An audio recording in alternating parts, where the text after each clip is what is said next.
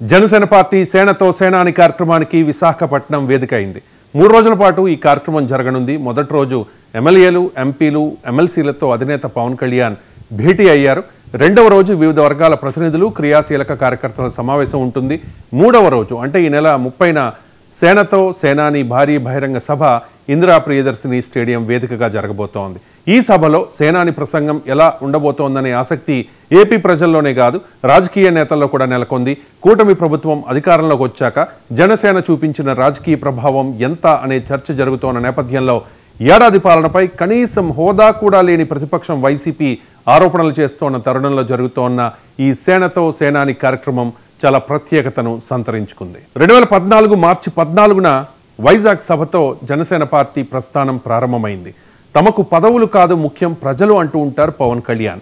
అందుకే 2014 ఎన్నికల్లో TDP, BJP కూటమికి బయట నుంచి మద్దతు ఇచ్చారు. ఆ తర్వాత ఏ పదవి కూడా ఆశించలేదు. 2019లో సింగిల్గా పోటీ చేశారు. అనుకున్నది జరగలేదు, అయినా కూడా ఎక్కడా తగ్గలేదు. Failures are the stepping stones to success అనుకున్నారు పవన్ కళ్యాణ్. 2019 నుంచి 2024 మధ్య కాలంలో 5 ఏళ్ల పాటు జనసేన పార్టీ అత్యంత క్లిష్ట పరిస్థితులను ఎదుర్కొంది. వైసీపీ నేతలంతా మానసిక అత్యాచారానికి పాల్పడితే చాలా ఓపిగ్గా భరించారు పవన్ కళ్యాణ్. జనసేన కార్యకర్తల మీద, వీర మహిళల మీద కక్షపూరితంగా వ్యవహరించారు వైసీపీ నేతలు. జగన్ డైరెక్షన్లో బోరుగడ్డ, శ్రీరెడ్డి, పోసాని లాంటి పెయిడ్ ఆర్టిస్టులు మెగా కుటుంబాన్ని రోడ్డుపైకి తెచ్చే ప్రయత్నం చేశారు. అసభ్య పదజాలంతో విరుచుకుపడ్డారు. రోజులు ఒకేలా ఉండవు కదా, కర్మ ఫలితం ఎవరైనా అనుభవించక తప్పదు. రాజకీయాల్లో ఏదైనా సాధ్యమే. ప్రజలు తలుచుకుంటే ఓడలు బళ్ళవుతాయి, బళ్ళు ఓడలవుతాయి. 2019 ఎన్నికల్లో 151 స్థానాల్లో గెలిచి ఆ తర్వాత జరిగిన స్థానిక ఎన్నికల్లో అంతకు మించిన పెర్ఫార్మెన్స్ ఇచ్చిన వైసీపీని 2024లో పాతాళానికి తొక్కేశారు ప్రజలు.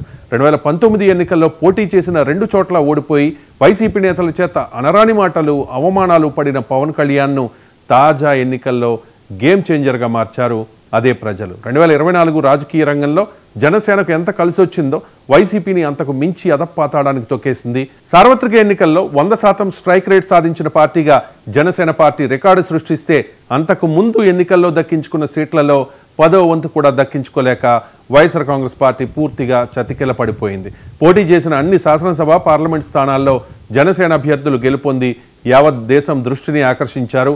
100% స్ట్రైక్ రేట్తో జనసేన పార్టీ సత్తా చాటింది.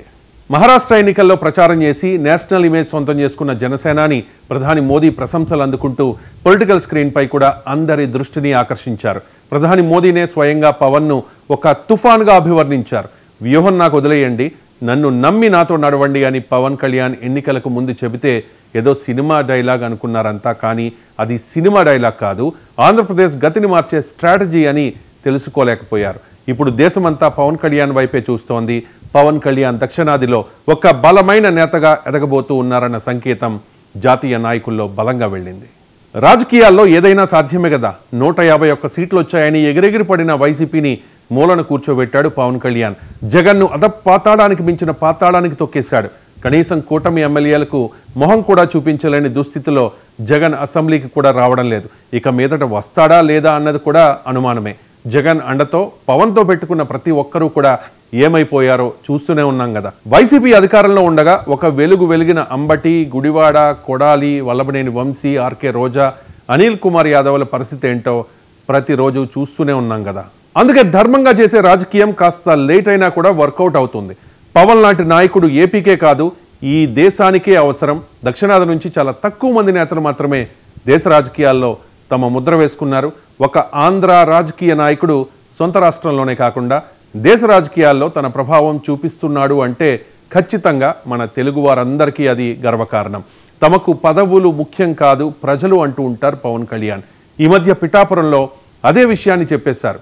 అవసరమైతే తాము భాగస్వామ్యంలో ఉన్న కూటమి ప్రభుత్వ విధానాలను విమర్శించడానికి ఏమాత్రం కూడా వెనకాడమని స్పష్టమైన సంకేతం ఇచ్చేశారు. తిరుపతిలో శ్రీవారి భక్తులు తొక్కిసలాట్లో చనిపోతే టీడీపీ సైలెంట్ అయిపోతే బాధ్యత తీసుకుని మరీ సారీ చెప్పారు. బోరుగడ్డ లాంటి వైసీపీ సానుభూతి పరుల విషయంలో పోలీసుల తీరును పిఠాపురం వేదికగానే తూర్పారబట్టారు. హోమ్ మినిస్టర్ని సైతం విమర్శించడానికి వెనుకాడలేదు. చంద్రబాబు నాయుడు నాయకత్వంలోని కూటమి ప్రభుత్వం మంచి పనులు చేస్తే తన మద్దతు ఉంటుంది. కానీ కూటమి ప్రభుత్వం ప్రజలకు నచ్చని పనులు చేస్తే మాత్రం తమ మద్దతు ఉండదని స్పష్టంగా తేల్చి చెప్పేశారు పవన్ కళ్యాణ్. ప్రజలకు ఈ ప్రభుత్వం సమర్థవంతంగా సేవలు అందించలేదని తాము భావిస్తే మిత్రపక్షమైన తెలుగుదేశంతో డీమార్కెట్ చేసుకోవడానికి కూడా మేము సిద్ధమే అనే సంకేతాన్ని ఇచ్చేశారు పవన్. స్వపక్షంలో విపక్షంలో ఉంటామని, అసెంబ్లీకి వైసీపీ ఎమ్మెల్యేలు ఇక రాకపోవచ్చు కాబట్టి ప్రజల పక్షాన ప్రతిపక్ష పాత్ర పోషిస్తామని పవన్ గతంలోనే చెప్పేశారు. చంద్రబాబు కేబినెట్లో డిప్యూటీ చీఫ్ మినిస్టర్ కావచ్చు, కానీ తాను పొలిటికల్లీ అటానమస్ అని కూడా క్లియర్గా పవన్ కళ్యాణ్ ఒక మెసేజ్ ఇచ్చేశారు. పవన్ కళ్యాణ్ పొలిటికల్ జర్నీని జాగ్రత్తగా పరిశీలిస్తే ఎక్కడ తగ్గాలో అక్కడ తగ్గుతూ ఉన్నారు, ఎక్కడ ఏం మాట్లాడాలో అక్కడ అది మాట్లాడుతూ ఉన్నారు. ఆంధ్రప్రదేశ్ శాసనసభ ఎన్నికల ముందు వరకు జనసేన ఒక రాజకీయ పార్టీ, ఎన్నికల తర్వాత ఆ పార్టీ ఒక శక్తిగా మారింది. పవర్ ఉంటే ఏదైనా చేయొచ్చు, జనసేన లక్ష్యం చేరుకోవాలంటే పవర్ కావాలంటూ పవన్ కళ్యాణ్ పదే పదే వ్యాఖ్యానించేవారు. సరిగ్గా 2024 ఎన్నికల తర్వాత ఏపీ ప్రభుత్వంలో జనసేన భాగస్వామిగా మారింది. పవన్ కళ్యాణ్ ఉప ముఖ్యమంత్రి బాధ్యతలు స్వీకరించారు. 6 కీలకమైన శాఖలకు మంత్రిగా వ్యవహరిస్తూ ఉన్నారు. ఎన్నికలకు ముందు ప్రజలకు ఇచ్చిన హామీలను పవన్ కళ్యాణ్ మర్చిపోలేదు. అధికారంలో ఉన్నా లేకపోయినా తాను ప్రజా సేవకుడినేనంటూ ముందుకు సాగుతూ ఉన్నారు. ప్రభుత్వ పరంగా తీసుకునే నిర్ణయాల్లో ఎక్కడా కూడా తొందరపాటు చూపించకుండా నిదానంగా ముందుకెళ్తూ అందుబాటులో ఉన్న వనరులతో ఏ విధంగా అభివృద్ధి చేయగలమో ప్రణాళికలు రచించుకుంటూ ముందుకెళ్తూ ఉన్నారు. తనకిష్టమైన గ్రామీణాభివృద్ధి, పంచాయతీరాజ్ శాఖల బాధ్యతలను నిర్వర్తిస్తూ రాష్ట్రంలో తనదైన మార్క్ పాలనను ప్రజలకు చూపించేందుకు పవన్ కళ్యాణ్ ప్రయత్నిస్తూ ఉన్నారు. సాధారణంగా ఏదైనా రాజకీయ పార్టీ మత విశ్వాసాల విషయంలో ఆచితూచి వ్యవహరిస్తూ ఉంటుంది. తమది సెక్యులర్ పార్టీ అని, అన్ని మతాలను సమానంగా చూస్తామని ప్రచారం చేసుకుంటూ ఉంటారు. ఈ సమయంలో పవన్ కళ్యాణ్ మాత్రం సనాతన ధర్మాన్ని రక్షించుకోవాల్సిన అవసరం ఉందని, తమ పార్టీ సనాతన ధర్మ పరిరక్షణకు కృషి చేస్తుందని బహిరంగంగా ప్రకటించడంతో పాటు తిరుపతిలో ఒక సభ ఏర్పాటు చేసి డిక్లరేషన్ ప్రకటించారు. దీంతో ఏపీలో సనాతన ధర్మ పరిరక్షణ బ్రాండ్ అంబాసిడర్గా పవన్ కళ్యాణ్ గుర్తింపు పొందారు. ఇతర మతాలను గౌరవిస్తూనే సనాతన ధర్మాన్ని పరిరక్షించుకోవాల్సిన అవసరాన్ని ధైర్యంగా చెప్పారు. దేశ స్థాయిలో సనాతన ధర్మ పరిరక్షణకు అవసరమైతే తాను నాయకత్వం వహిస్తాననే రీతిలో పవన్ కళ్యాణ్ తీరు కనిపిస్తోంది. దీంతో యావత్ దేశ ప్రజల దృష్టిని పవన్ కళ్యాణ్ తన వైపు తిప్పుకున్నారు. పవన్ కళ్యాణ్ ఇమేజ్ తెలుగు రాష్ట్రాలు దాటి జాతీయ స్థాయికి వెళ్ళింది.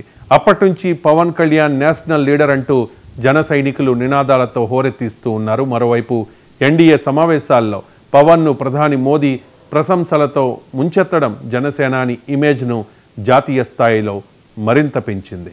2014లో పార్టీ పెట్టినప్పటి నుంచి 2023 వరకు పవన్ కళ్యాణ్ రాజకీయంగా ఎలాంటి విజయాలను చూడలేకపోయారు.